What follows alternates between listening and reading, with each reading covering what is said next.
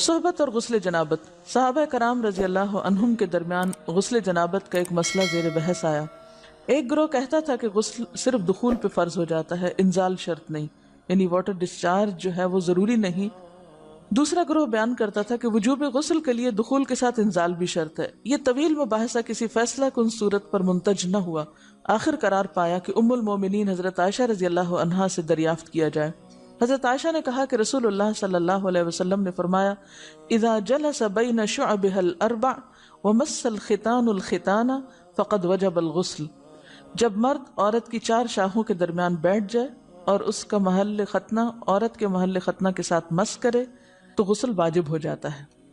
تو مسئلہ یہ ثابت ہوا کہ صرف دخول پر ہی مرد اور عورت جنبی ہو جاتے ہیں اور ان پہ غسل واجب ہو جاتا ہے، انزال یعنی منی کا نکلنا شرط نہیں۔ جنابت کے احکام۔ وجوب غسل کی حالت کو حالت جنابت کہتے ہیں۔ وجوب غسل یعنی جب غسل واجب ہو جاتا ہے تو اس حالت کو جنابت کہتے ہیں۔ جنابت کا لفظ جم سے، جم پہلو کو کہتے ہیں، نہیں بچنا۔ مندرجہ ذیل چار حالتوں میں مسلمان مرد اور عورت پر غسل کرنا فرض ہو جاتا ہے۔ نمبر 1، جوش کے ساتھ منی خارج ہونے کے بعد، اس میں احتلام بھی داخل ہے، یعنی کوئی ایسا خواب آئے یا ویسے۔ نمبر 2، صحبت کے بعد یعنی سیکشول انٹرکورس کے بعد۔ نمبر 3، حیض کے بعد۔ نمبر 4، نفاس کے بعد یعنی بچے کی پیدائش کے بعد۔ اس میں یاد رکھیے کہ بہت سے لوگ پوچھتے ہیں کہ اگر خواتین انٹرنل چیک اپ کرواتی ہیں تو کیا اس سے غسل واجب ہوتا ہے؟ تو کوئی غسل واجب نہیں ہوتا جب تک کہ ان چار چیزوں میں سے کوئی چیز نہ ہو۔ اس میں یاد رکھیے کہ بہت سے لوگ پوچھتے ہیں کہ اگر خواتین انٹرنل چیک اپ کرواتی ہیں تو کیا اس سے غسل واجب ہوتا ہے؟ تو کوئی غسل واجب نہیں ہوتا جب تک کہ ان چار چیزوں میں سے کوئی چیز نہ ہو۔ صرف منی خارج ہونے سے بات نہیں، بلکہ جوش کے ساتھ منی خارج ہونے کے بعد غسل واجب ہوتا ہے۔ رسول اللہ صلی اللہ علیہ وسلم نے فرمایا، جب تم عورت کی چار شاخوں کے درمیان بیٹھ کر صحبت کرو تو تم پر غسل واجب ہو گیا، اگرچہ منی نہ نکلے۔ آپ نے غور کیا ہوگا کہ طہارت کے مسائل بہت تفصیل کے ساتھ اور اپنے اندر بہت ڈیٹیلز رکھتے ہیں، اور بہت سے موضوعات ایسے ہیں کہ جو انسان کی ظاہری زندگی نہیں بلکہ اس کی نجی اور ذاتی زندگی سے متعلق بھی ہیں، لیکن اس طرح پبلکلی ان کو پڑھانا اور ان کو سکھانا یہ بھی ایک ضرورت ہے، کیونکہ آپ صلی اللہ علیہ وسلم نے انصار کی خواتین کی تعریف کی کہ انصار کی خواتین کتنی اچھی ہیں جنہیں حیا دین کا علم حاصل کرنے سے نہیں روکتا۔ تو سوال یہ پیدا ہوتا ہے کہ آخر اتنی تفصیلات کیوں؟ اور بعض لوگ اس کو ناپسندیدہ قرار دیتے ہیں، تو ایسا کرنا ناسمجھی کی علامت ہے۔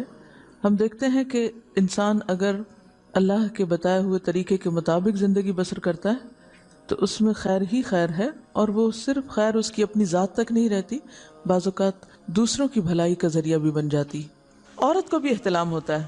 ام المومنین حضرت سلمہ رضی اللہ عنہا روایت کرتی ہیں کہ حضرت ام سلیم نے رسول اللہ صلی اللہ علیہ وسلم سے کہا، اے اللہ کے رسول، یقیناً اللہ حق سے نہیں شرماتا، یعنی حق بات اور ایک ضروری بات جو ہے اس کو واضح کرنا ضروری ہوتا ہے، اور اس معاملے میں شرم سے کام نہیں لینا چاہیے، کہیں ایسا نہ ہو کہ انسان انجانے میں غلط کام کرتا رہے۔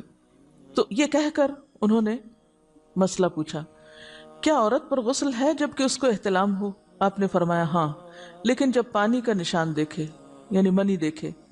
اس پر حضرت ام سلمہ نے شرم سے منہ چھپا لیا اور عرض کیا، اے اللہ کے رسول، کیا عورت کو بھی احتلام ہوتا ہے؟ آپ نے فرمایا ہاں ہوتا ہے، تیرا داہنا ہاتھ خاک آلود ہو، یعنی یہ ایک پیار کی ڈانٹ تھی۔ اور اس میں ہو سکتا ہے کہ مزاج کا فرق ہو، بعض خواتین کے ساتھ ایسا نہ ہو اور بعض کے ساتھ ایسا ہو، لیکن اس میں جو اصل چیز ہے وہ ایکسیسو واٹر ڈسچارج ہے۔ اس میں کہیں ایسا نہ ہو کہ لیکوریا وغیرہ کے ساتھ اس کو ریلیٹ کر دیا جائے، دونوں چیزوں میں فرق ہے۔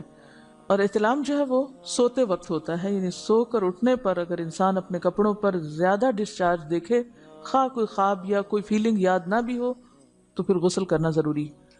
معلوم ہوا کہ عورت یا مرد نیند سے اٹھ کر اگر تری یعنی نشان منی دیکھیں تو یہ احتلام کی علامت ہے، لہٰذا ان پر غسل کرنا فرض ہو جاتا ہے۔ اور اگر احتلام کی کیفیت انہیں یاد ہو لیکن نشان نہ پائیں، یعنی خواب یاد ہے لیکن کوئی سامنے علامت نہیں، تو غسل فرض نہیں ہوگا۔ ایسی صورت میں شک کی ضرورت نہیں ہے کہ نہیں وہ میں نے خواب دیکھا اور مجھے خواب بالکل صحیح یاد ہے تو مجھے نہانا چاہیے، نہیں، محض خواب پر نہیں نہایا جائے گا جب تک کہ فزیکلی کوئی ایسی چیز سامنے دیکھی نہ جائے۔ حضرت ام سلمہ روایت کرتی ہیں کہ میں نے کہا اے اللہ کے رسول صلی اللہ علیہ وسلم، میں اپنے سر کے بال خوب مضبوط گونتی ہوں، کیا میں انہیں غسل جنابت کے وقت کھولا کروں؟ آپ نے فرمایا ان کا کھولنا ضروری نہیں، تیرے لیے یہی کافی ہے کہ 3 لپ پانی اپنے سر پر ڈالے، پھر اپنے سارے بدن پر پانی بہائے، پس تو پاک ہو جائے گی۔ یعنی بالوں کی جڑیں بھیگنا، سکن بھیگنا ضروری ہے، سارے بال کھولنا ضروری نہیں ہے۔ جنبی کے بالوں کا مسئلہ، حضرت عائشہ کو خبر ملی کہ حضرت عبداللہ ابن عمرو عورتوں کو غسل جنابت کے لیے بال کھولنے کا حکم دیتے ہیں۔ فرمانے لگی ابن عمرو پر تعجب ہے، انہوں نے عورتوں کو تکلیف میں ڈال دیا، وہ انہیں سر منڈوانے کا حکم کیوں نہیں دے دیتے؟ یہ حضرت عائشہ کی ڈانٹ تھی، یعنی وہ یہ تو کہنے کہ عورتیں بال کھول کھول کے نہائیں، تو وہ پھر سیدھا یہی کہیں کہ عورتیں بال منڈوا لیں۔ میں اور رسول اللہ صلی اللہ علیہ وسلم ایک ہی برتن میں غسل کرتے، اور میں اپنے بال کھولے بغیر سر پر 3 چلو سے زیادہ پانی نہیں ڈالتی تھی۔ معلوم ہوا کہ غسل جنابت کے لیے بال کھولنے کی ضرورت نہیں، مگر یہ حکم صرف غسل جنابت کا ہے، غسل حیض کے لیے بالوں کا کھولنا ضروری ہے کیونکہ وہ مہینے میں ایک دفعہ ہے۔ حضرت عائشہ سے روایت ہے کہ انہیں رسول اللہ صلی اللہ علیہ وسلم نے غسل حیض کے لیے فرمایا اپنے بال کھولو اور غسل کرو۔ اس میں آپ دیکھیے کہ دونوں چیزوں میں فرق کیوں ہے، دونوں کی نوعیت فرق ہے، اور حیض جو ہے وہ ایک نجاست کی کیفیت بھی ہے نا، قل ہوا اذی، تو اس کے بعد نہانا اور نہا کر خوشبو لگانا خاص طور پر اس کا سارا حکم آتا ہے، لیکن غسل جنابت میں نجاست کی وہ کیفیت نہیں ہے، یعنی حیض کا خون اور منی جو ہے ان دونوں کے حکم میں بھی فرق ہے، ٹھیک ہے نا۔ بعض علماء کے خیال میں جو منی ہے اٹ سیلف وہ ناپاک چیز نہیں ہے، اگر کسی کپڑے وغیرہ کو لگ گئی تو وہ کپڑا ناپاک نہیں، اگر اس کو خشک ہونے پر کھرچ کے صاف کر دیا جائے تو کپڑا صاف ہو جائے گا، لیکن خون حیض پر آپ صلی اللہ علیہ وسلم کیا فرمایا، چٹکیوں سے مل مل کے اس کو صاف کر کے دھوئے، تو ان دونوں میں بھی فرق ہے، لہٰذا ان دونوں کے بعد نہانے کے حکم میں بھی فرق ہے، ایک میں بال کھولے جائیں گے اور بال بھی دھوئے جائیں گے اور بالوں کی جڑیں بھی دھوئی جائیں گی، جبکہ دوسرے عام غسل جنابت میں بال کھولنا اور پورے بال دھونا شرط نہیں۔ بہت سی بچیاں ایسی جن کی شادی ہوتی ہے اور اس کے بعد انہیں ان مسائل کا پتہ نہیں ہوتا، یا تو وہ شرم کے مارے نہاتی نہیں، یا نہاتی ہیں تو پھر وہ پورے بال دھو دھو کے سکھانے میں اور ان چیزوں میں اتنا وقت ضائع کر دیتی ہیں کہ پھر بعضوں کا شوہر کی نافرمانی اور آپس کے تعلقات میں ٹینشن، لوگوں کا خوف۔ تو اگر دین کا صحیح مسئلہ پتا ہو تو انسان ان تمام مشقتوں سے بچ جاتا ہے اور ایک نارمل روٹین کی لائف گزار سکتا ہے۔ اس میں کیا صرف 3 کپ پانی، 3 لپ پانی، یعنی 3 دفعہ کیونکہ اگر ایک دفعہ ڈالنے سے پوری طرح نہیں بھیگا تو آپ یہ بھی کر سکتے ٹیپ کے آگے سر کر کے تو ساری اسکن جو ہے سر کی اس کو آپ گیلا کر لیں، پیچھے سے بال جو ہیں اگر لمبے ہیں تو ان کو ایک طرف کر دیں تاکہ پورے بال نہ دھونے پڑے، نہ سکھانے پڑے اور نہ خشک کرنے پڑے، اور باقی جسم پہ پانی بہا لیں۔ دوسری صورت یہ ہے کہ مگ میں پانی لے کے تو اس کو آپ تھوڑا تھوڑا کر کے پورے کو ایک دفعہ کریں، پھر اس کے بعد دوبارہ کریں اور تیسری دفعہ رول کر کے بالوں کو پیچھے سے شاور کیپ ڈال لیں اور باقی جسم پھر دھو لیں۔ شاور کیپ سے کیا ہوتا ہے عام طور پر کہ پیچھے کے جو سارے لمبے بال ہیں پھر وہ نیچے گر کے گیلے نہیں ہوتے، وہ آپ کے سر پہ ٹک جاتے ہیں، تو سر کی اسکن دھوئیں اور بالوں کو جوڑے کی شکل میں باندھ کے اوپر شاور کیپ پہن کے پھر باقی جسم کو اچھی طرح دھو لیں۔